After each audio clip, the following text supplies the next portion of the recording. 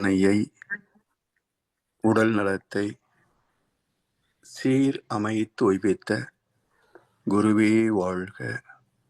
வாழ்க வளமுடன், வாழ்க வளமுடன், வாழ்க வையகம். கனடா ஸ்கை யோகா அறக்கட்டளையை சிறப்பாக நடத்தி வருகின்ற ஆன்மீக அன்பு உள்ளங்கள், குறிப்பாக பேராசிரியர் முனைவர் சிவசங்கரமையா அவர்கள் மற்றும் இந்த நிகழ்ச்சியை தொடர்ந்து சிறப்பித்து வருகின்ற அன்பர்கள் அனைவருக்கும் அருட்தந்தை வேதாத்ரி மகர்ஷி அவர்கள் சார்பாக வாழ்க வளமுடன் என்ற வாழ்த்துக்களையும் எனது அன்பு கலந்த பணிவான வணக்கத்தையும் சமர்ப்பித்து, குருவின் குரல் வேதத்திரிய தொடர் சிந்தனையின் 108ஆம் பாகத்தில் மனிதருள் வேறுபாடு சிந்தனை பற்றிய 2வது அமர்வில் மேலும் சில கருத்துக்களை இப்போது பகிர்ந்து கொண்டிருக்கின்றோம். சென்ற அமர்விலே 7 சம்பத்துக்கள் ஒரு மனிதன் நிறை வாழ்க்கைக்காக பெற வேண்டிய சம்பத்துக்கள் 7: உருவமைப்பு, குணம், அறிவில் உயர்வு, கீர்த்தி, உடல் வலிவு, சுகம், செல்வம் என்ற 7 சம்பத்துகளும் நிறைவாக பெற வேண்டும். என்றாலும் இவற்றிலே நிறைவு பெற்றவர்கள் என்பது பெரும்பாலும் இல்லை எனலாம். காரணம் என்ன என்ற தேடலிலே மகிழ்ச்சி தந்த 16 காரணங்கள். அவற்றிலே முதலாவது காரணமாகிய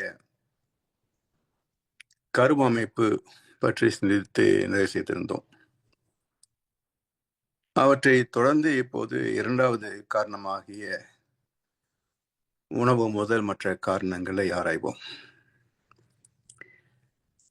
கருவமைப்புக்கு அடுத்த இடமாக உணவை வைத்திருக்கின்றார் மகர்ஷி அவர்கள். 7 சம்பத்துக்களையும் மாற்றி அமைக்கின்ற திறம் உணவுக்கு உண்டா என்பது ஒரு சிந்தனைக்குரிய கேள்வி.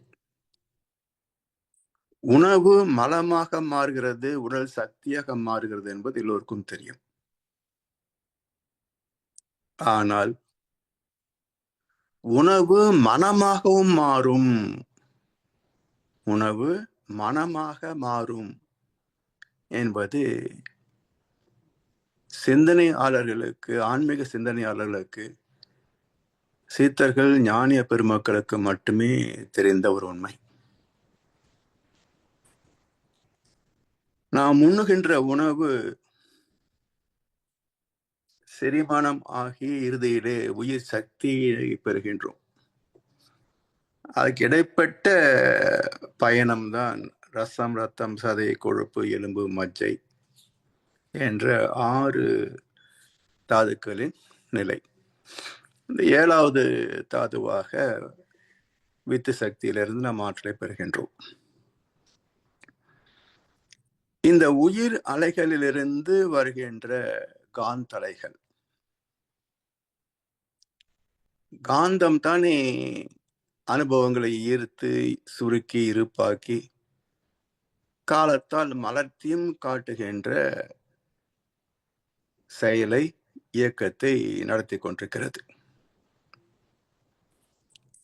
எனவே உயிர் அலைகளாக மாறுகின்ற இந்த ஆற்றல் நம்முடைய உடம்புக்கு வெளியிலிருந்து வருகிறது உயிர் அலைகளாக.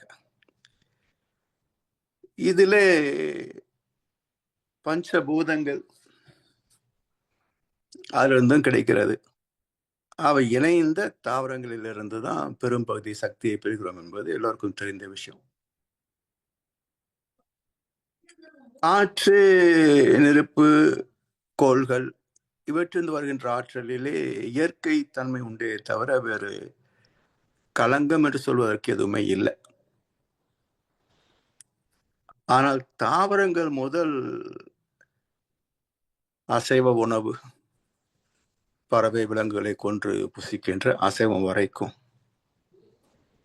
நாம் பார்க்கின்ற போது ஒவ்வொன்றிலேயும் சில குணங்கள் அமைந்திருக்கிறதை பார்க்கிறோம்.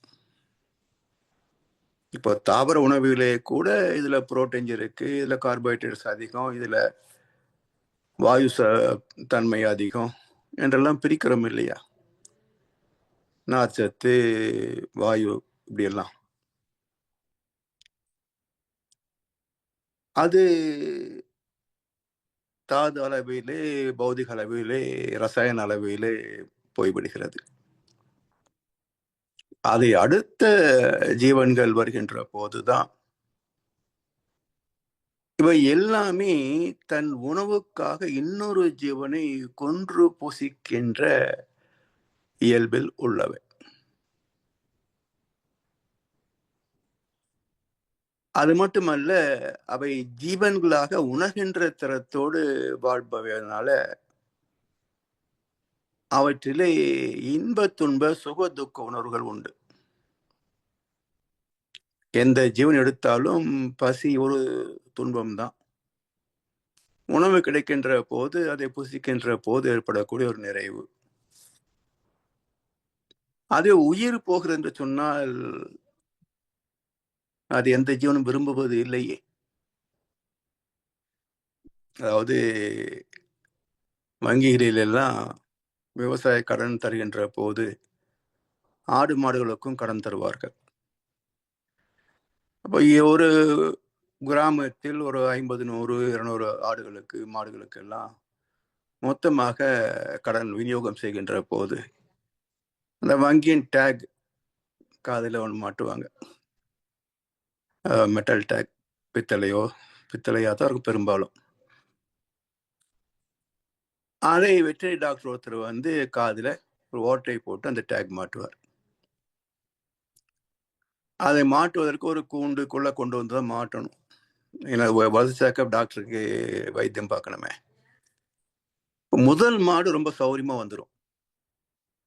இந்த டேக் பண்ணும்போது ஏற்படக்கூடிய வலியில் அது கத்துது பாருங்க, அடுத்த மாடு வரவே வராது. 5, 6 பேர் சேர்த்து இழுத்து பிடிச்சி தள்ளி கொண்டு வந்துதான் அந்த கூண்டுகளை நிறுத்தணும். அப்போ ஒரு ஜீவனுடைய ஓசையிலேயே ஒரு துன்பம் இருப்பதை அது உணர்ந்து கொண்டு அதை தவிர்க்க வேண்டும் என்று போராடுகிறது.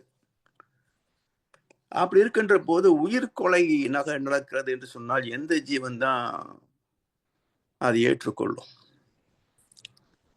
நுண்ணுயிர் முதற்கொண்டு மனிதன் வரைக்கும் எல்லா உயிரினங்களுக்கும் வாழ்கின்ற ஆசைதான் உண்டே தவிர முடிந்து போகின்ற ஆசை எந்த ஜீவனுக்கும் கிடையாது. அதுவும் குறிப்பாக அகாலத்தில் முடிகின்ற ஆசை எதுக்கும் இருக்காது. அதை கொள்ளுகின்ற போது ஏற்படக்கூடிய உணர்வுகள், அந்த உணர்வு அதற்கு துன்பத்தை மட்டுமல்ல, அந்த பய உணர்வோடு சேர்ந்த ஒரு மரண உணர்வு, இந்த மரண பயம் சொல்லுவாங்க பாருங்க, இதெல்லாம் அதுல அந்த சதையிலே கலக்கும். உலகம் முழுவதும் பரவும், சதையில அது இருப்பா. இப்போ அசைவம் உண்ணுகின்ற போது அதைத்தானே உண்ணுகின்றோம், சதையைத்தானே உண்ணுகின்றோம். அப்ப அந்த உணவிலே இருக்கின்ற அந்த துன்ப உணர்வுகள், பய உணர்வுகள், இதெல்லாம் அந்த உணவோடு சேர்ந்த காந்த களத்திலே பதிந்திருப்பது. அங்க அதை செரித்து உயிராற்றலை பிரிக்கிற போது அதோடு சேர்ந்தே வரும்.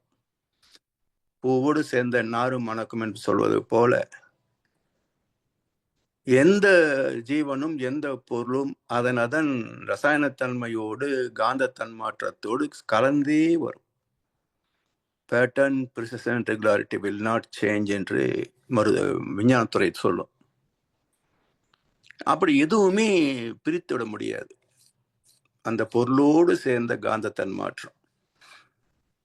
அப்போ அசைவத்தை உண்டு செரித்து அதை உயிராக பிரித்து நம் வசப்படுத்துகின்ற போது அதனோடு சேர்ந்த உணர்வுகளும் வசமாகும். அது நம்முடைய குணங்களோடு கலப்புறோம். ஒரு திரைப்படத்துல கூட பிரகாஷ்ராஜ் சொல்லுவார், லே வேலை நேரத்துல அசைவம் சாப்பிடாதடா, மூளை வேலை செய்யாது அப்படின்பார். வேலை நேரத்துல அசைவம் சாப்பிடாத மூளை வேலை செய்யாதும்பார். அப்ப அசைவம் உண்ணுகின்றவர்கள் பெரும்பாலும் வில்லன்களாகத்தான் இருக்கிறாங்க. நீங்க திரைப்படங்களே பாருங்களேன். இப்ப திரைப்படங்கள்லாம் கதாநாயகனும் எல்லாம் செய்வார். இப்போ திரைப்படத்துக்கு கதாநாயகனுக்கும் வில்லனுக்கும் வித்தியாசம் இல்லை. ஆனா ஒரு காலத்துல எல்லாம் வில்லன் அப்படின்னா மது அருந்துவார், சிகரெட் பிடிப்பார், மாமிசம் சாப்பிடுவார். இப்படி தீய பழக்கங்கள் எல்லாம் வில்லத்தனம் என்று காட்டுவார்கள். அதுக்கு நேர் எதிராக கதாநாயகன் புகைப்பிடிக்க மாட்டார், மது அருந்த மாட்டார், அசைவம் சாப்பிட மாட்டார், எல்லா இடத்திலும் அன்பும் கருணுமா இருப்பார். இப்படி காட்டிய காலம் உண்டு. இதுதான் போற்றுதலுக்குரிய பண்புகள் என்று கதாநாயகனையும், வெறுப்புக்குரிய பண்புகள் என்று வில்லன் பாத்திரத்தையும் படைத்தது ஒரு காலம். அப்படி இந்த அசைவ உணவு உண்பவரிடத்திலே இந்த மரண பயம், மரணம், கொலை செய்வது என்ற விலங்கினத்தன்மைகள் அதிகமாக உண்டு.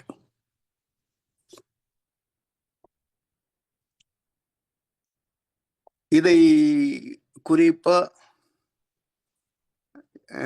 கிறிஸ்தவம், இஸ்லாம் போன்ற மதங்களிலே எல்லா நிகழ்ச்சிக்கும் அசைவம் தான் முக்கிய உணவாக இருக்கும். அங்க தத்துவம் என்ன? படைக்கப்பட்ட எல்லாமே மனிதனுக்காகத்தான்.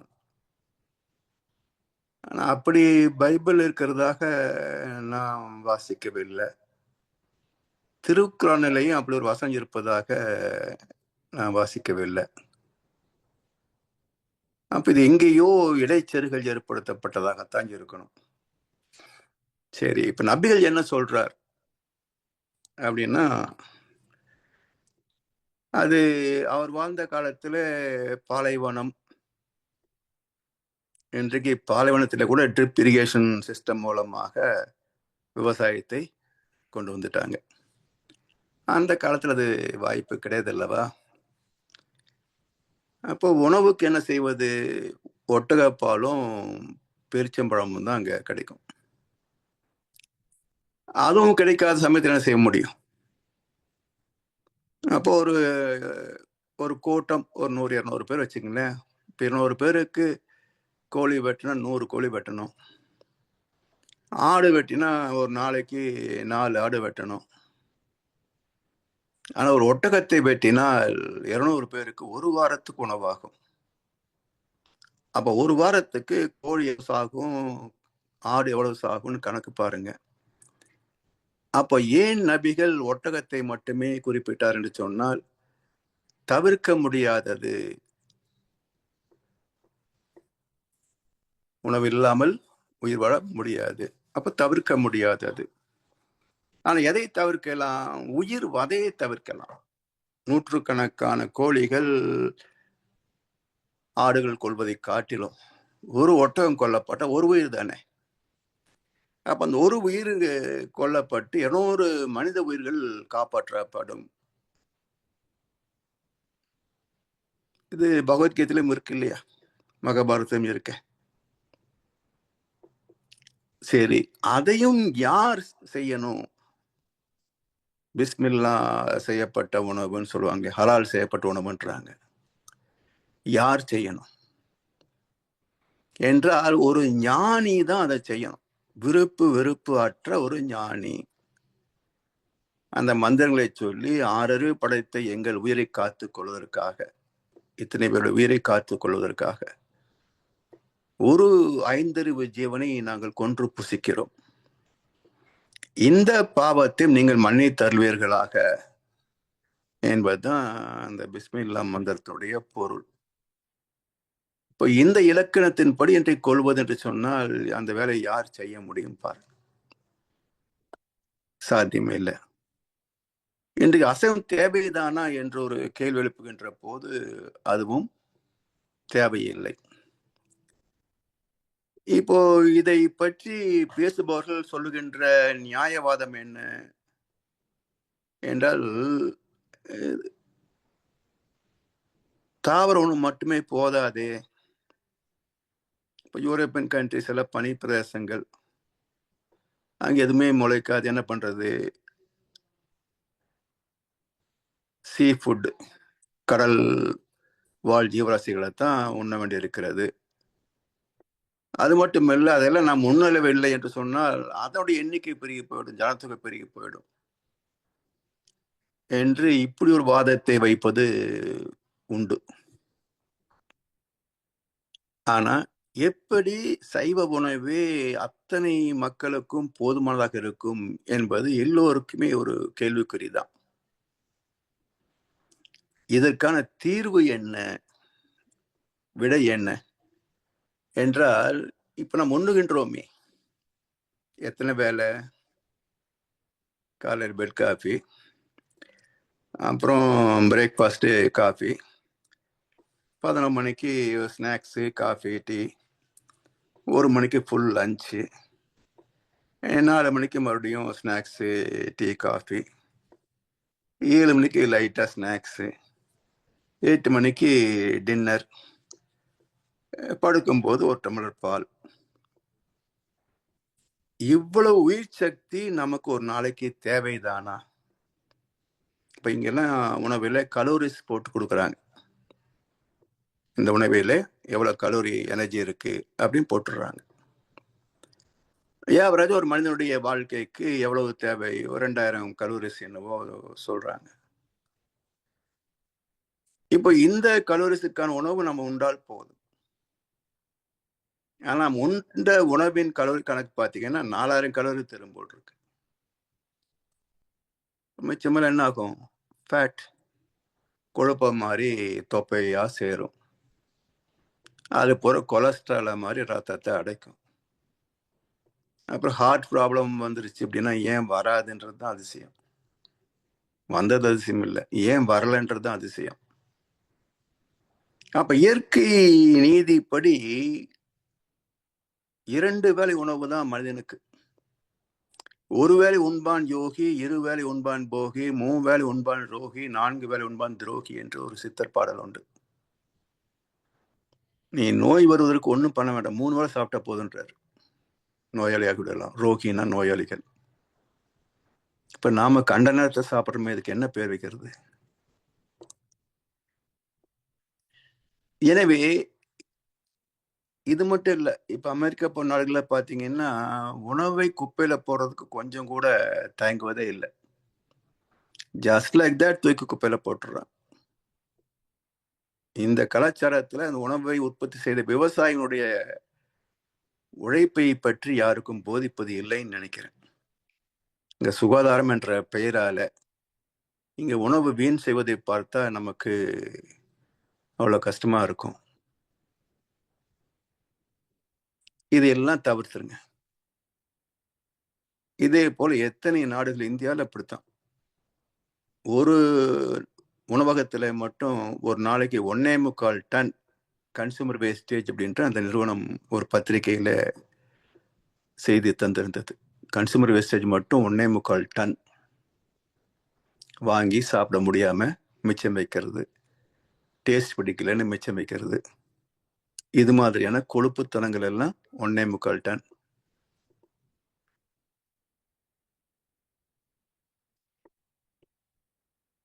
அதனால இதெல்லாம் தவிர்த்து 2 வேளை உணவு என்ற ஒரு கலாச்சாரத்தை உலக மக்கள் மத்தியில் அமல்படுத்தி விட்டால் சைவ உணவே போதுமானது. உணவுக்கு உயிர் கொள்ளாத நோன்பும் என்று மகரிஷி ஒரு பண்பாட்டு கொடுத்திருக்காரு இல்லையா? எனவே உணவே மனமாக மாறுவதனால் 7 சம்பத்துக்களின் தாக்கத்தை ஏற்படுத்தும். முகத்தை பாருங்களேன். இன்றைக்கு தமிழ்நாட்டில் நான் பார்க்கிறேன், இளைஞர்கள் அந்த முகத்துல சாத்விகமே கிடையாது. ஒரு கொடூரத்தனம், வெள்ளத்தனம் தான் அந்த முகத்துல தெரிகிறதே தவிர ஒரு சாத்விகமான முக பாவனை, சாந்தமான பாவனையே இல்லை. 100க்கு ஒரு 5-10% கூட தேர்வதில்லைங்க. ஏன் இவ்வளவு மாற்றம் அப்படின்னு யோசிக்கிற போது எல்லா திரைப்படங்கள்லயும் எப்படியெல்லாம் ஒரு மனிதனை அறுக்கலாம்னு இப்பெல்லாம் புது புது டெக்னிக்ல கண்டுபிடிக்கிறாங்க.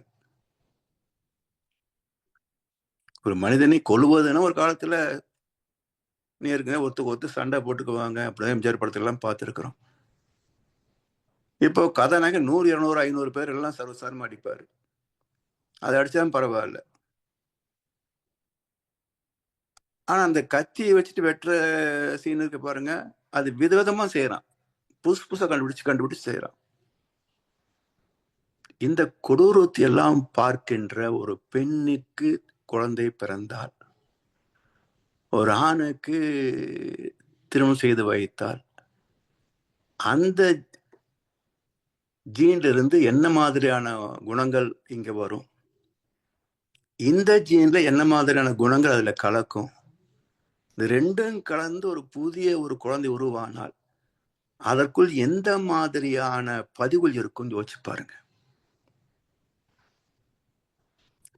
நம்ம ஏன் அரசாங்கத்தை அதிகமா குறை சொல்றோம்னு சொன்னா, இதெல்லாம் என்னுடைய பொறுப்பு. ஒரு சமுதாயத்துல என்னெல்லாம் கொடுக்கப்பட வேண்டும், இதெல்லாம் தவிர்க்கப்பட வேண்டும், இதெல்லாம் தண்டிக்கப்பட வேண்டும் என்ற வரைமுறை இருக்கு. அந்த இலக்கணமே தெரியாத புறம்போக்குகள் எல்லாம் அதிகாரத்துக்கு வந்து விட்டால், சினிமாவிலே ஒழுக்கம் இல்லாதவன் எல்லாம் ஒரு கட்சி ஆரம்பிச்சு நானும் முதல் மந்திரி ஆகணும், பிரதம மந்திரி ஆகணும் வந்துட்டா, இந்த மக்களை யார் எப்படி நிர்வாகம் பண்ண முடியும்? அப்போ இந்த உணவே அவன் முகத்திலே ஒரு பாவனையை, வில்லத்தனமான பாவனை உருவாக்குகிறது. நேரடியா பார்க்கலாம். வேற ப்ரூஃப் எங்கேயும் லேபரேட்டரி பார்க்க வேண்டாம். சமுதாயத்தை பார்த்தாலே தெரிகிறது உருவங்கள் ஏன் மாறி போனது. உணவு பழக்கம், கலாச்சார சீர்கேடுகள்,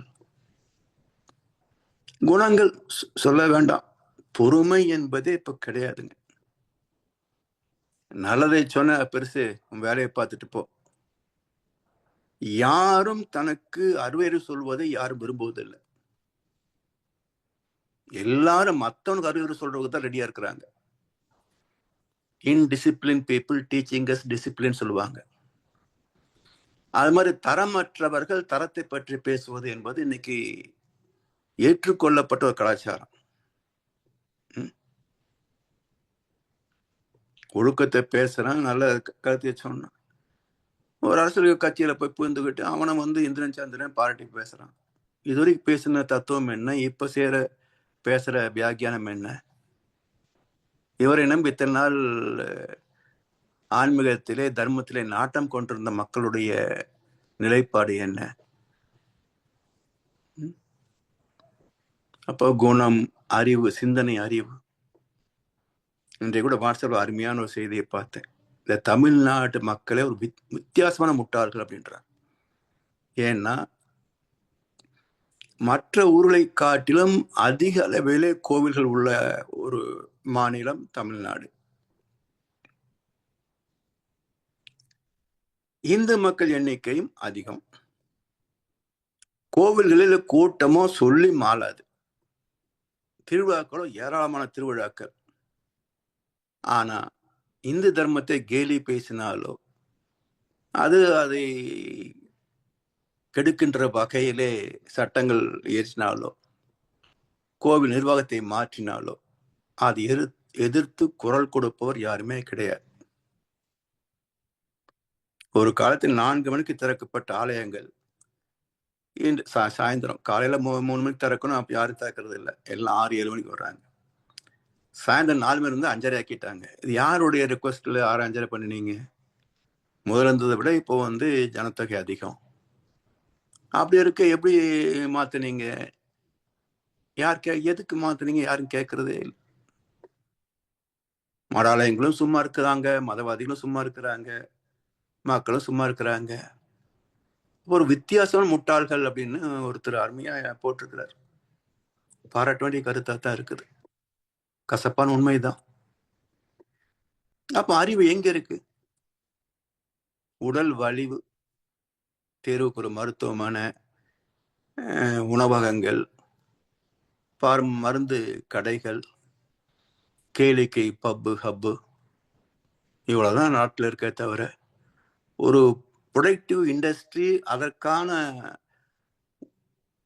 உதிரி பாகங்கள் இருக்கக்கூடிய கடைகள், இவையெல்லாம் குறைந்து கொண்டே வந்துவிட்டன. அப்புறம் உழைப்பு எப்படி, ஆரோக்கியம் எப்படி?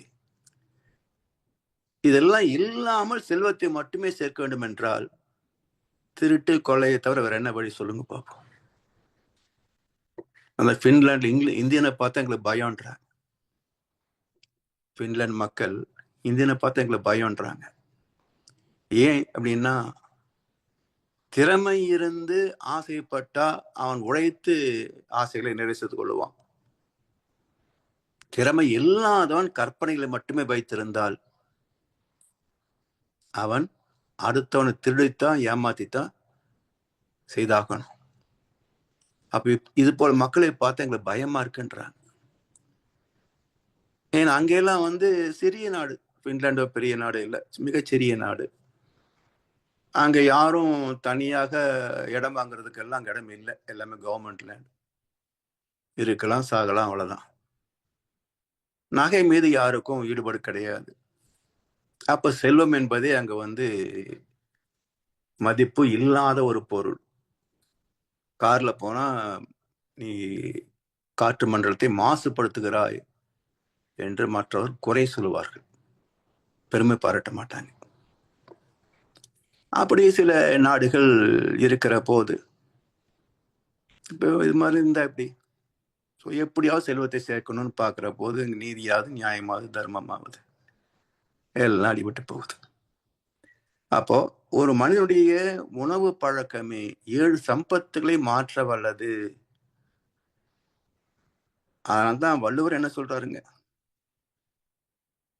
தன் ஊன் பெருக்கற்கு பிரிது ஊன் உண்பான எங்கனம் ஆளும் அருள். சாந்தம், அன்பு, கருணை இதெல்லாம் குணங்கள் தானே. இதெல்லாம் எப்படி வரும் என்று கேட்கிறார். இந்த சதையை வளர்ப்பதற்காக ஒரு ஜீவனின் சதையை உண்டு செரித்தால் உன்னிடத்தில் எப்படி அன்பு, கருணை, இரக்கம் எல்லாம் இருக்கும் என்று வள்ளுவர் கேட்கிறார். அது மட்டுமல்ல, உணவே மனமாக மாறுவதனால்தான் பகவத்கீதையில உணவை 3ஆக பிரித்து பேசுவாங்க. இது குணங்களை 3ஆக பிரித்து பேசுவாங்க. குணத்திரய விபாக யோகம் என்று ஒரு அத்தியாயம். குணத்திரய விபாக யோகம், 3 வகையான குணங்கள். சத்வ, ரஜோ, தமஸ் என்று 3ஆக பேசுவாங்க. சத்துவம் என்பது அன்பு, நன்றி, கருணை, இதெல்லாம் சத்துவம். ரஜஸ் என்பது நிர்வாகத்திறம்,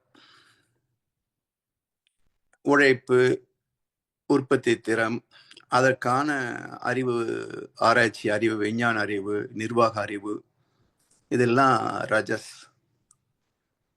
தமோ குணம் அது சோம்பேறித்தனம், ஏமாற்று, மற்ற தீய குணங்களை நாடுவது. இப்படி 3 குணங்களாக பிரிச்சு பேசுற போது உணவையும் 3ஆக பிரிச்சு அதே பேர் வைக்கிறாங்க. சத்துவ உணவு, ரஜோ உணவு, தாமச உணவு என்று உணவை 3ஆக பிரிச்சு பேசுறாங்க. எது சத்துவ உணவு என்கின்ற போது ராமகிருஷ்ண பரமஹம்சர் என்ன சொல்றாரு, மனதுக்கு எரிச்சல் கொடுக்காததாகவும், உடலிலே உஷ்ணத்தை பெருக்காததாகவும், கொழுப்பு சக்தியை அதிகரிக்காததாகவும் சாத்விகமான உணவையே ஒரு சாதகன் உட்கொள்ள வேண்டும் அப்படின்றார். அப்ப நான் ஒரு பக்தன், கடவுள் நம்பிக்கை உள்ளவன், ஞான மார்க்கத்திலே நாட்டம் உள்ளவன் என்றால் நீங்க எல்லோருமே சாத்விகமான உணவு தான் உண்ண வேண்டும் என்று ஒரு மிகப்பெரிய ஞானி ராமகிருஷ்ண பரமஹம்சர் சொல்றார். இவங்க என்ன செய்யறாங்க, எங்க குலதெய்வம் வழிபாடுன்னு சொல்லி ஆடு வெட்டு, கோழி வெட்டு, மாடை வெட்டுன்றான். ம். கடவுளுக்கு அன்பும் கருணையும் உண்டுன்றோம். அந்த அன்பும் கருணை உள்ள கடவுளுக்கு சாராயமும் மாமிசம் பிடிக்கும்னு சொல்லி ஒருத்தன் மக்களை நம்ப வச்சு ஆயிரக்கணக்கான ஆண்டுகளாக அது இன்னும் நடைமுறைப்படுத்தி வச்சிருக்கிறான்னு சொன்னான். என்ன செய்ய? சோ இப்போ சாத்விகமான குணம் என்பது பிராமணர்களுக்கே கூட குறைஞ்சு போச்சு. அந்தனர் என்போர் அறவோர் மற்றெவ்வுயிருக்கும் செந்தன்மை பூண்டொழுகலான். இங்க என்ன பண்றாங்க? சரித்திரத்தை மாத்தி எழுதுறது, தன் மொழிதான் உலகத்திலேயே முதல் முதல் தோன்றியது என்பதற்கான பொய் கட்டுரைகளை எழுதுவது, திருக்குறள் உபனிஷத்திலிருந்து காப்பிடிக்கப்பட்டதுன்னு ஒருத்தர் புக் எழுதியிருக்கிறார். இன்னொரு 100 வருஷம் போச்சுன்னா அந்த புக்கை மையப்படுத்தி திருவள்ளுவரையே டூப்ளிகேட்ருவாங்க. அந்த புத்தகத்தை பேன் பண்ணணும்னு சொல்லி யாரும் இது வரைக்கும் பேசவே இல்லை. அதெல்லாம் முக்கியமான செய்தி என்ன? நமக்கு முக்கிய செய்தி என்ன? இன்னைக்கு மந்திரி என்ன பண்ணாரு, எம்எல்ஏ என்ன பண்ணாரு, இதுதான் நம்ம தலைப்பு செய்திகளே. வேற எந்த துறை பத்தியும் செய்திகளே கிடையாது இங்க. எப்ப பாரு அரசியல் அரசியல் அரசியல். மத்த திருடனா இது திருடனா, அங்கே இடி ரெய்டு, ஐடி ரெய்டு, ஏதோ நெருக்குகிறது பிடிக்கிறது அப்படி இப்படின்னு. இன்னும் ஏன் பிடிச்சதுக்கப்புறம் பார்த்துக்கலாம். இதை சொல்லியே 4.5 வருஷம் ஓட்டியாச்சு பத்திரிகைகள். இதெல்லாம் எங்க போட போறாங்க? அப்புறமா நூற்றாண்டு கழிச்சு சிதம்பரம் கோயிலுக்கு பேர் மாத்திட்டாங்க, இப்படி ஒரு பொய்யா ஒரு புனிஷத்துக்கு ஒரு புக் எழுதிச்சிட்டாங்க அப்படின்னு யாராவது ஒருத்தர் சரித்திர ஆராய்ச்சியாளர் ஒருத்தர் பேச ஆரம்பிப்பார். அது அப்படி இப்படி டிபேட் போயிட்டு இருக்கும், அவ்வளவுதான்.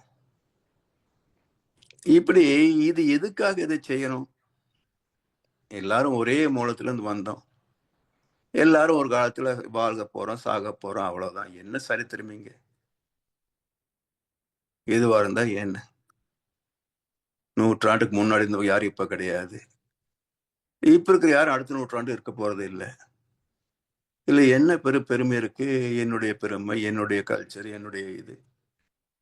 ஒரே கல்ச்சர் தான் வேணும், யாருக்கும் கஷ்டம் இல்லாம வாழ்ந்துட்டு போகணும், அவ்வளவுதான். ஒரே கல்ச்சர், ஒரே மதம், ஒரே ஜாதி, ஒரே குலம், ஒரே கோத்திரம் போதும், அவ்வளவுதானே.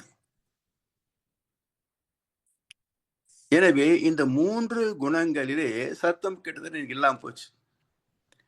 ரஜோகுணம் தலைவிரித்து ஆடுகிறது. அதாவது killing others benefits is called administrative skill. இன்னைக்கு பெரிய பெரிய கார்பரேட் நிறுவனங்களில யார் திறமையான நிர்வாகி என்று சொன்னால், குறைந்த நேரத்தில் அதிக உற்பத்தி செய்ய முடியுமா, குறைந்த சம்பளத்தில் நிறைந்த லாபத்தை காட்ட முடியுமா, அவர் பெஸ்ட் அட்மினிஸ்ட்ரேட்டர், பெஸ்ட் மேனேஜர், அவருக்கு அவார்டு கொடுக்கலாம். சோ தொழில் அதுல லாபம் என்பதே ஒரு தேவையில்லாத ஒரு கணக்கு. இல்ல கொள்ளை லாபம் என்ன கணக்கு? இது எப்போ வந்தது இது மாதிரி எல்லாம்?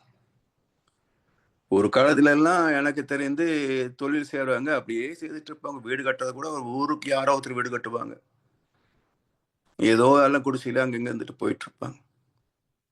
இன்னைக்கு பிசினஸ் ஆரம்பிக்கிறான், அடுத்த பங்களா கட்டுறான், கார் வாங்குறான். ஃபாஸ்ட் ஃபுட் மாதிரி ஃபாஸ்ட் பணக்காரனுங்க. இப்ப தர்மம் எங்கே போய் தேடுவது? அப்ப இன்றைய நிலை என்னன்னா, இந்த ரஜோகுணத்தில் தமோ குணம் கலந்த குழப்பம். தமோ குணம் என்பது என்னன்னா, தனக்கு ஒரு நன்மை இல்லாத போதும் இன்னொரு ஜீவனை, இன்னொரு மனிதனை துன்புறுத்துகின்ற சாடிசம். இது வேற எந்த ஜீவன்லையும் கிடையாதுங்க. எந்த விலங்காவது விளையாட்டுக்கு இன்னொரு விலங்கை கொல்லுதா, கடிக்குதான்னு பாருங்களேன். உணவுக்கு பசிக்கு தான் கொல்லுமே தவிர வேடிக்கைக்காக கொள்ளாது. ஆனா மனிதன் எதுக்காக செய்யறான்? லட்சக்கணக்கான கோடிகள் தேடுறான். என்ன சாப்பிட்றதுக்கா? இல்ல வீடு கட்டவா? எதுக்கு? 49 தலைமுறை தின்னா கூட மாளாது. இவ்வளவு சொத்து எதுக்கு? அப்ப ரஜோ குணத்தில் தமோ குணம் கலந்து விட்டது. நிர்வாகத்தில் பாவம் கலந்து விட்டது. அதிகாரத்தில் பாவம் கலந்து விட்டது. அப்ப மக்கள் எப்படி நல்லா இருப்பாங்க? அப்போ ஒரு சமுதாயத்தையே மாற்றி விட்டது எதுங்க? உணவும் ஒரு முக்கிய பங்கு வகிக்கிறது. இன்னும் சொல்ல போனா உணவு வகை தானே இப்போ அசைவம் எப்படி தேவையில்லையோ அதே மாதிரி போதைப் பொருட்கள், மது, அது உள்ள போய் தானே வேலை செய்யுது. உண்பது உணவு. அப்ப அதை சாப்பிட்டா அது உணவுன்னு சொல்ல முடியுமா? எப்படி அசைவத்தை உணவுன்னு ஏற்றுக்கொள்ள முடியாதோ, அதுக்குன்னு ஒரு தீய விளைவுகள் உண்டோ, அதை விட கொடுமையான தீமைகள் விளைவுகள் தரக்கூடியது மதுவும் போதை பொருட்களும். அவன் மூஞ்சி பாருங்களேன், விளங்குவாங்க. ஏதாவது அவனால ஏதாவது நாட்டுக்கோ வீட்டுக்கோ ஒரு பயன் உண்டா? ஒருத்தருக்கு ஒரு பிரயோஜனம் கிடையாது.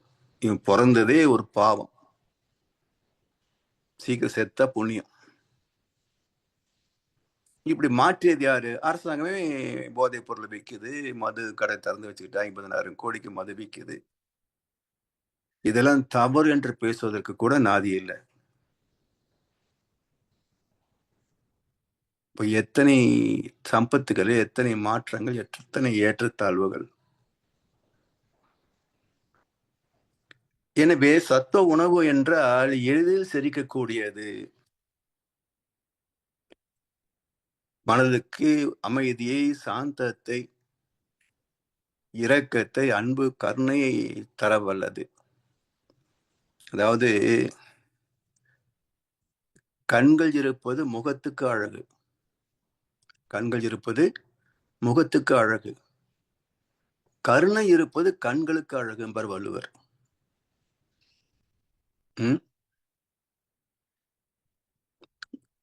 அப்ப இந்த கருணை பார்வை, சாந்தமான பார்வை, அது முகத்துக்கே ஒரு அழகை கொடுக்கும்.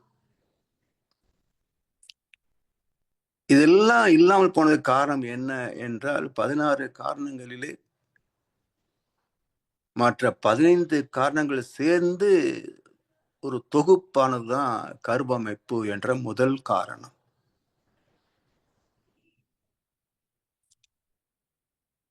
அடுத்ததாக 3வது காரணம் என்ன? காலம், ஹிஸ்டாரிக்கல் ஏஜ். மனிதன் பிறந்த போதே இவ்வளவு பாவங்கள் இருந்திருக்குமா? இவ்வளவு குற்றங்கள் இருந்திருக்குமா? இல்ல இத்தனை வசதிகள் எல்லாம் எப்படி வந்தன? இறைவன் விலங்கினத்தை கடந்து ஏன் மனிதனத்தை உருவாக்கினான்? படைப்பின் நோக்கம் என்ன என்றால், விலங்கு பறவைகள் வரைக்கும் தன் உணவை தானே உற்பத்தி செய்து கொள்ள முடியாது. அதனால் இன்னொரு ஜீவனை கொன்று செய்கின்ற பாவம், இதை நீக்க வேண்டும் என்பதற்காகத்தான் இயற்கையை எல்லாம் வல்லவனாகவும் எல்லாமே உள்ளவனாகவும் ஒரு இனமாக பரிணமித்ததான் மனிதம். மனிதனுக்கு என்ன குறை இருக்கு சொல்லுங்க? ஒரு விவசாயி தொழில் பார்த்தால் 100 பேருக்கு உணவு தரலாம். ஒரு தொழிற்சாலை உற்பத்தி செய்தால் ஒரு நாட்டுக்கே ஒரு வசதியை கொடுக்க முடியும். இப்ப இத்தனை திறம், இத்தனை வளங்கள் இருக்கின்ற போது ஏன் இந்த போராட்டம், வறுமை, பிரச்சனைகள், யுத்தம் வரைக்கும்? எங்கே பிரச்சனை இருக்குங்க?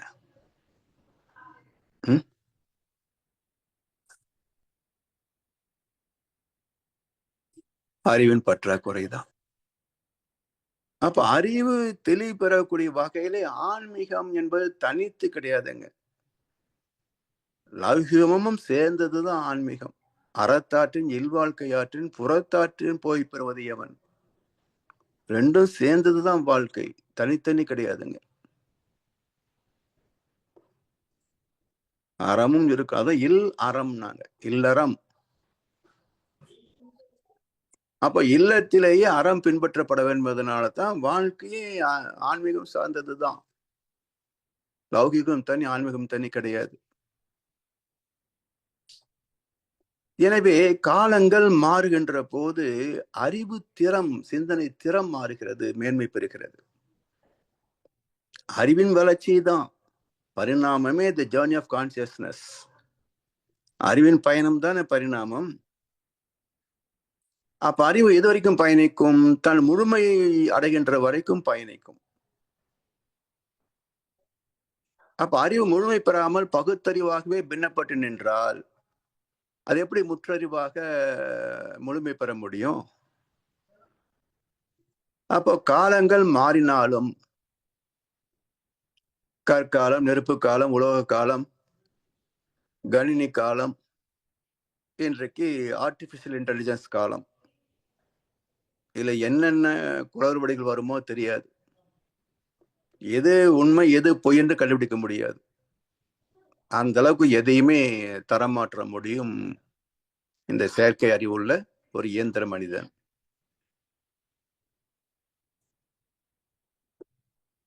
இதெல்லாம் மனிதனுடைய அறிவு கண்டெடுத்தது தானே.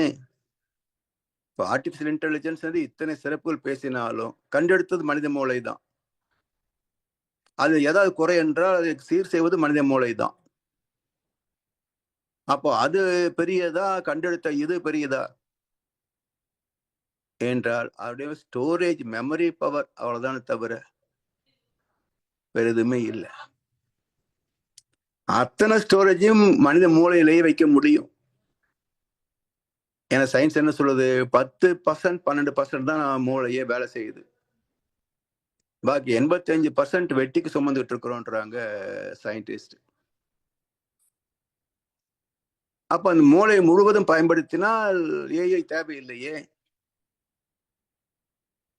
அப்ப விஞ்ஞான கருவியின் மூலமாக நாம் வெற்றி பெறுகிறோமா வீழ்ந்து போகிறோமா என்று சிந்திப்பதற்கு கூட யாரும் தயாராக இல்லை.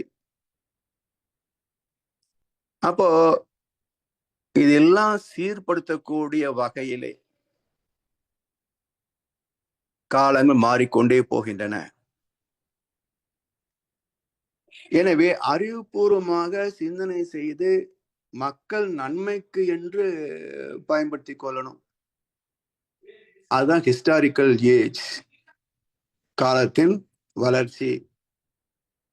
அப்ப அறிவுபூர்வமான சிந்தனை இருந்தால்தான் இயற்கை வளங்கள் காக்கப்படும். காலம் இல்லை என்றால் காலங்கள் மாறினாலும் நோக்கங்கள் மாறுவதே இல்லை.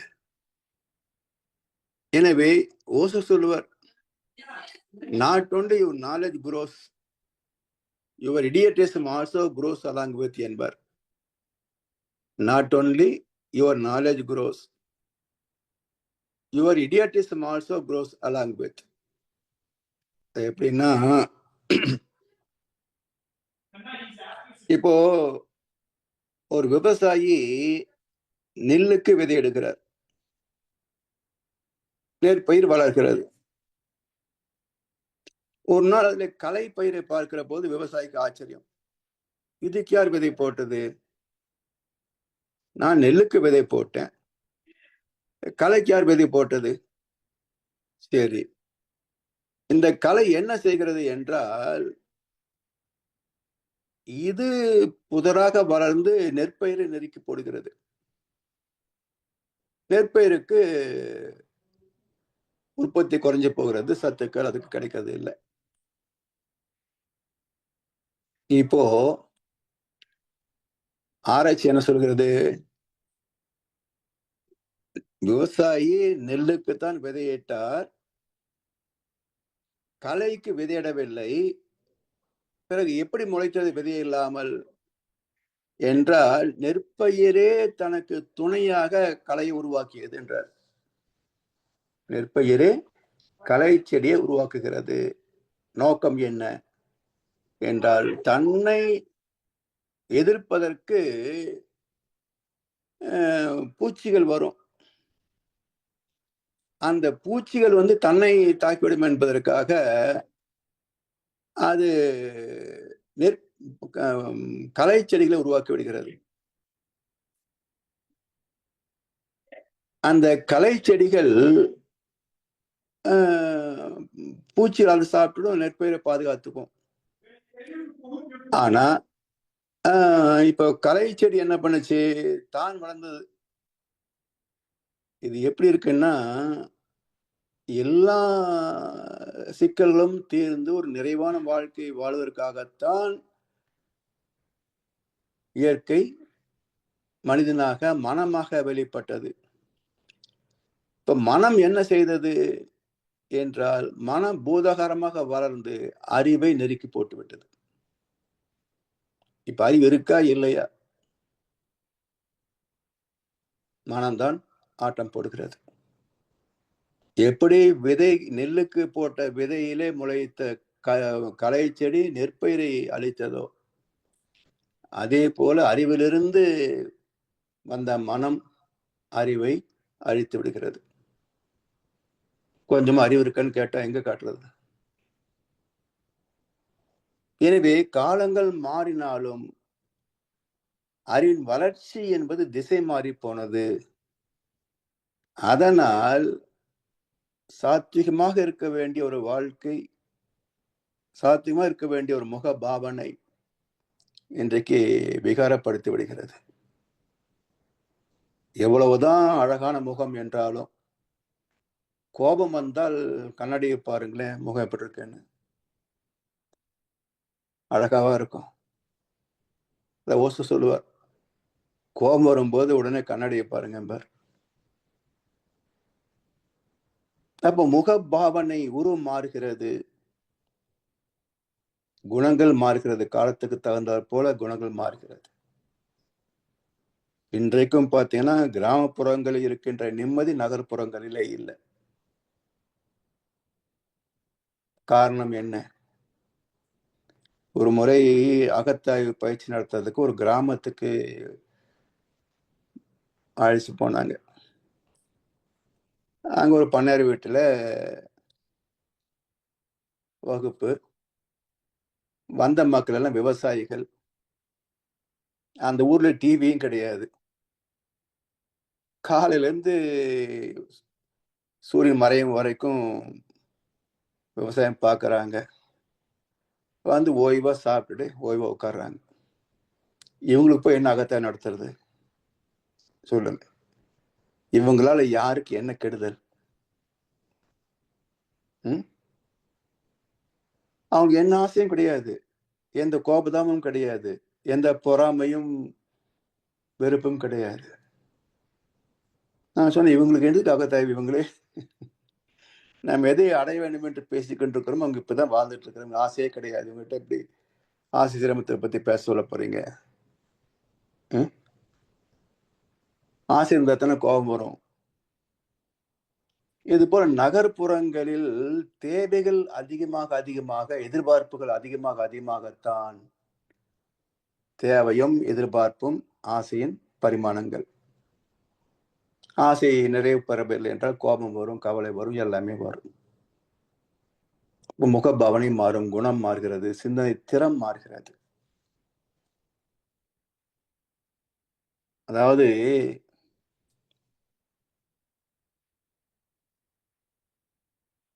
இந்த கவுன்சிலிங் இங்கெல்லாம் ஆங்கர் மேனேஜ்மெண்ட் எல்லாம் கோர்ஸ் நடத்துறாங்க. அடுத்தவங்களுக்கு அட்வைஸ் பண்றது இருக்கு பாருங்க. யாரும் தனக்கு ஒரு அறிவுரை ஏற்பதற்கு தயாரில்லை. ஆனா அடுத்தவர்களுக்கு அறிவுரை சொல்வதற்கு எல்லாருக்கும் ஆர்வம். இது எப்படி சரியா வரும்? மாற வேண்டும் என்று உள்ளவர்களுக்குத்தான் அறிவுரை பயனாகும்.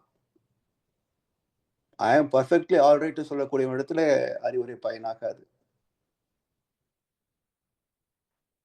ஸோ இது போல வள்ளுவரே சொல்லுவார், சொல்லுக சொல்லிற் பயனுடைய, சொல்லற்க சொல்லிற் பயனிலா சொல். சொல்றோம், ஒரு மாற்றம் நிகழாதுன்னு சொன்னா அப்புறம் சொல்லி என்ன பிரயோஜனம்? ஸோ இப்படி குணங்கள், புகழ், இதை பொறுத்து உடல் வலிவு மாறும், நம் உடல் நலமும் மாறும். இதெல்லாம் எந்த அளவுக்கு இருக்குதோ அந்த அளவுக்கு தான் செல்வம். அப்ப காலத்தை பொறுத்தும் மனிதனுடைய வாழ்க்கை தரமே மாறிக்கொண்டிருக்கிறது. 4வது காரணம் தேசம், கிளைமேட்டிக் அண்ட் சாயில் கண்டிஷன். ஏன்னா சோசியோ எக்கனாமிக் இல்ல எக்கோஜியாலஜிக்கலா ஏதோ ஒரு வார்த்தை உண்டு. அதாவது ஒரு நாட்டுடைய மண் தன்மை, தட்பவெட்ப நிலைகள், இவற்றெல்லாம் பொறுத்து ஏற்படக்கூடிய மாற்றங்கள். தேசம், இந்த பூமியின் அமைப்புல, மண் அமைப்புல எல்லா இடமும் ஒரே மாதிரி இருக்க முடியுமா? அங்கங்க அணுக்களின் சேர்க்கைக்கு தகுந்தாற் போல வசதிகள், இயற்கை வளங்கள் மாறுபடும். அந்த குறையை நிறைவு செய்வதற்காகத்தான் டெக்னாலஜி வளர்ந்தது. இறைவனைத்தான் ஒரு விஞ்ஞானி மூலமாக புதுமைகளை படைக்கிறாரு. பூமி தோன்றிய போது மின்சாரம் உண்டுதான். அப்ப 1752ஆம் ஆண்டு பெஞ்சமின் பிராங்க்லின் ஒரு மனிதன் மூலமாக இறைவனே இப்போ சக்தி இருக்குப்பா என்று பயன்படுத்தி அவனுடைய மூளை வழியாக செயல்படுகிறார். மின்சாரம் கண்டுபிடிக்கப்படுகிறது. அதுக்கப்புறம் 150 வருஷம் கழிச்சுதான் தாமஸ் ஆல்வா எடிசன் வந்து பல்பு கண்டுபிடிக்கிறார். இப்படி ஒவ்வொரு காலகட்டத்திலையும் அந்த அறிவின் வளர்ச்சி தான் பல வசதிகளை தருகிறது. அப்ப இந்த அறிவின் வளர்ச்சி எதை நோக்கி போகிறது சொன்னா டிரான்ஸ்போர்டேஷன் கம்யூனிகேஷன் சிஸ்டம். ஒரு காலத்துல ஒரு தபால் எழுதினா போய் சேர்றதுக்கு 10-15 நாள் ஆகும். இன்றைக்கு ஒரு எஸ்எம்எஸ் அனுப்பினீங்கன்னா அடுத்த செகண்ட் அங்க போய் சேர்ந்துருது. உலகத்தின் எந்த மூலைக்கும் போய் சேர்ந்துடும். ஒரு காலத்துல கட்ட வண்டி, மாட்டு வண்டி கட்டினா எப்போ போய் சேருவாங்களோ, அதுவும் ஊருக்குள்ள நாட்டுக்குள்ள போக முடியும், வெளிநாடு போக முடியாது, கடல் கடந்து போக முடியாது. அப்படியே படகுல பயணம் செஞ்சாலும் என்னைக்கு போய் சேருவாங்களோ. இன்றைக்கு ஏர் கார்கோ 24 மணி நேரத்துக்குள்ள எந்த மூலைக்கும் போய் சேர்ந்துடலாம். அப்ப இதெல்லாம் ஏன் மனிதன் கண்டுபிடித்தான் என்று சொன்னால், இயற்கையின் குறைபாட்டை நிறைவு செய்வதற்கு இயற்கையை மனிதன் வழியாக வெளிப்படுத்திய இயற்கை வளங்கள், டிரான்ஸ்போர்டேஷன் அண்ட் கம்யூனிகேஷன். இப்படி ஒவ்வொரு தேசத்தின் இயற்கை அமைப்பிலே இருக்கக்கூடிய தன்மைகள், மண்ணின் தன்மை, வெப்பத்தன்மை, நீர்த்தன்மை, இப்ப இதை பொறுத்து ஒரு மனிதனை பார்த்தாலே நீங்க இந்தியாவா, ஆப்பிரிக்காவா, அமெரிக்காவா, லண்டனா கேட்கிறோம் இல்லையா? ஏன் அந்த மாதிரியான உயரம், உருவம், நிறம், முக பாவனை எல்லாம் ஏன் மாறுது? அப்ப மண்ணுக்கு எவ்வளவு ஆற்றல் இருக்குன்னு பாருங்க. அந்த எக்கனாமிக்கல் இது கிளைமேட்டிக்கல் கண்டிஷன் அது எவ்வளவு தாக்கத்தை ஏற்படுத்துகிறது. இப்படி ஒரு ஒரு பூமியின் ஒவ்வொரு பகுதியிலேயும் உள்ள இயற்கை அமைப்பு, அதை பொறுத்து மனிதனின் உருவம் மாறுபட்டிருக்கிறது, குணம் மாறுபடுகிறது, அறிவின் திறம், சிந்தனை திறம் மாறுபடுகிறது. அது மட்டுமில்ல, ஒரு கலாச்சாரம், மற்றவர்களுக்கு நல்லது செய்யக்கூடிய ஒரு கலாச்சாரம் இருந்தால் சாதனைகளை படைக்கின்ற போது புகழ் பெறுகிறார்கள். அதே போல உடல் வலிவு, ஆப்பிரிக்க மக்களுக்கு இணையான உடல் வலிவு வேறு யாருக்கு இருக்குங்க? ஒவ்வொருவரும் புல் ஸ்ட்ரென்த், எப்படி ஒரு காட்டெருமைக்கு பலம் இருக்குமோ அது போல பலம் வாய்ந்தவர்கள். அவருக்கு நிகராக உடல் உழைப்பிலே வேறு யார் நிற்க முடியும்? ஆனா அறிவுத்திறம், சிந்தனை திறம் குறைவு. அப்ப அவர்களே மற்றவர் பயன்படுத்திக்கிறாங்க. அதே போல உடல் நலம், பிறகு ஈட்டக்கூடிய செல்வம். ஒரு காலத்துல 5 ரூபாய் இருந்தாலே செல்வந்தன். இன்றைக்கு கோடி இருந்தாலும் நடுத்தர குடும்பம் சொல்ற அளவுக்கு தான் இருக்கு எக்கனாமிக்ஸ். அப்போ காலமும் தேசமும் மாற மாற எல்லாமே 7 சம்பத்துக்குள்ள மாற்றம் பெறுகின்றன. இப்படி இன்றைக்கு உணவு, காலம், தேசம் என்ற 3 காலங்களை பார்த்திருக்கின்றோம். அடுத்த அமர்விலே கல்வி என்ற 5வது அம்சம், அதை பற்றிய சிந்தனை மேற்கொள்வோம் என்று சொல்லி வாய்ப்பளித்த அனைவருக்கும் நன்றி பாராட்டி இன்றைய உரையை நிறைவு செய்கின்றோம். வாழ்க வளமுடன், வாழ்க வளமுடன், வாழ்க வையகம். வாழ்க வளமுடன் ஐயா. வாழ்க வளமுடன் ஐயா, சொல்லுங்கள். நன்றிகள், மிக்க நன்றிகள். இன்றைக்கு இந்த மனிதர்கள் வேறுபாடு என்றதிலே அந்த கருமையும் முடிந்து அடுத்த தலைப்புகளுக்குள்ளே சென்றிருக்கின்றோம். அதிலே உணவு பற்றி நிறைய பார்த்தோம். மிக்க நன்றிகள் ஐயா. இப்பொழுது அன்பர்களுடைய கேள்வி பதில் பகுதிக்கு செல்வோம். ஐயாவிடம் உங்கள் கேள்விகளை கேட்க விரும்புபவர்கள் கைகளை எத்தி கேட்கலாம்.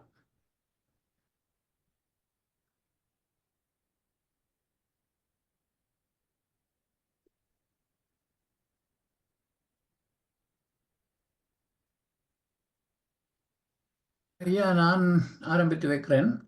சொல்லுங்கய்யா. இந்த மாமிச உணவு, நான்வெஜ் உணவு, அது எங்கடை நாடுகளை தவிர இந்த மற்ற நாடுகள் எல்லாம் நான்வெஜ்ஜே மெயினாகத்தானே ஐயா இருக்குது. ஆனால் அங்கே நாங்கள் எதிர்பார்க்கிற அளவுக்கு அந்த வேறுபாடுகள், தாக்கங்கள் இருக்குதா? குறைவுதான். யூரோப்பியன் கண்ட்ரிஸ்ல நிம்மதியா தான் இருக்கிறாங்க. அதுதான் ஐயா. அவங்க என்பி சாப்பிட்டாலும் அளவா சாப்பிட்றாங்க. அந்த கல்ச்சர் பார்க்குற போது உணவு ரொம்ப குறைவா தான் சாப்பிட்றாங்க. ஏன்னா அந்த மாமிசம் அவ்வளோ எனர்ஜி கொடுக்கக்கூடியது. அது கூட பீருன்னு ஒரு மக் சைஸில் இருக்கும், ஒரு பீர் அந்த கோப்பை, அது ஒரு பீப்பாயில் வச்சிருக்கிறாங்க உணவகத்தில்.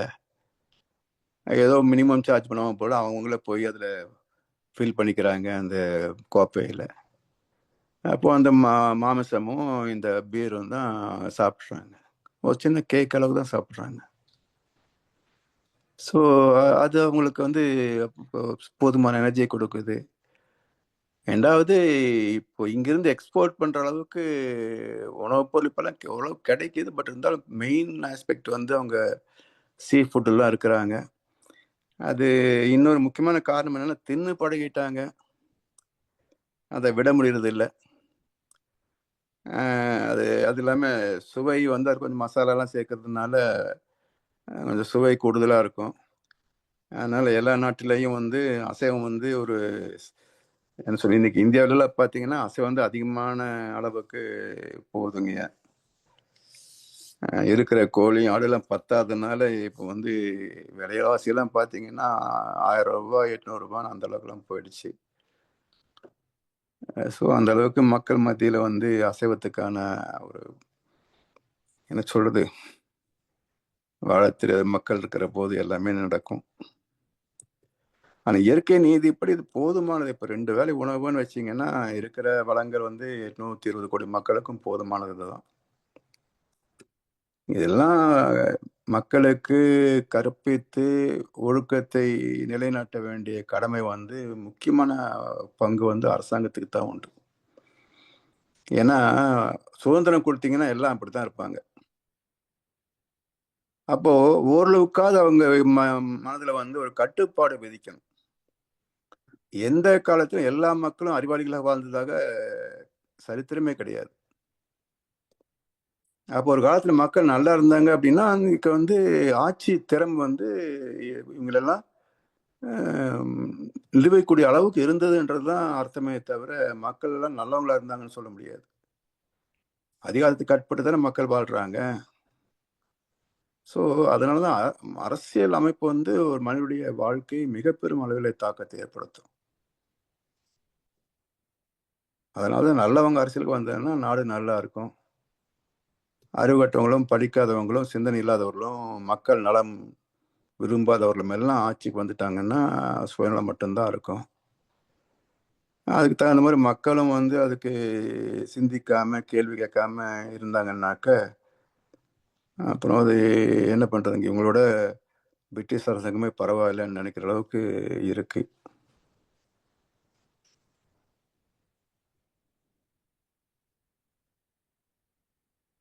ஐயா வாழ்க. வேறு என்பர்கள் கேள்விகள் ஏதாவது இன்றைய தலைப்பில் பெருசாக கேள்வி இருக்கு என்று நினைக்கிறதுக்கு இல்லை.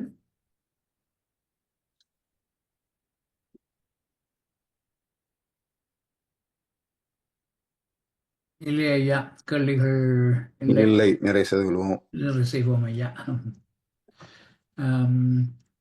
இதுவரை நேரமும் இந்த குருவின் குரல் வகுப்பு 108 தரப்பிலே நமக்கு இந்த சிறந்த சிந்தனை உரையை வழங்கிய பேராசிரியர் முதுநிலை பேராசிரியர் பழனிசாமி ஐயாவுக்கு நாம் நன்றி தெரிவிப்பதோடு ஐயாவை எல்லோரும் சேர்ந்து வாழ்த்துவோம். பேராசிரியர் பழனிசாமி ஐயா, வாழ்க வளமுடன். வாழ்க வளமுடன். அவரது உடல் நலம், மனவளம், பொருளாதார வளம், வாழ்க வளமுடன். அவர்தம் அன்பு குடும்பம், அவரது வேதாத்திரிய தொண்டு, வாழ்க வளமுடன்.